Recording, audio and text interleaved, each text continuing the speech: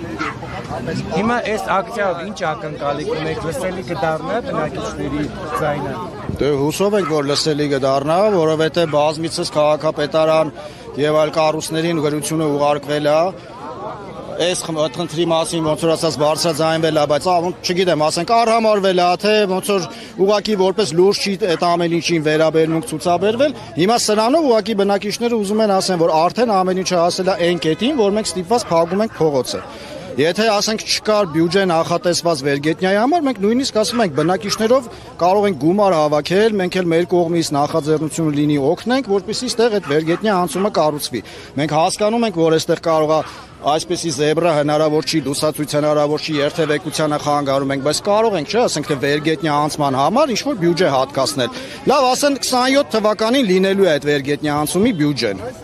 Մենք խնդրում ենք ուղակի, որպես երևանցիներ, որպես Հայաստանի Հանրապետության քաղաքացիներ, մի խոչընդոտեք մեր անցու դարձը։ Ի վերջո մենք պարտավոր ենք, սա քաղաքային շրջան պարտավորություն, քանի որ կապ կաղամաս կա։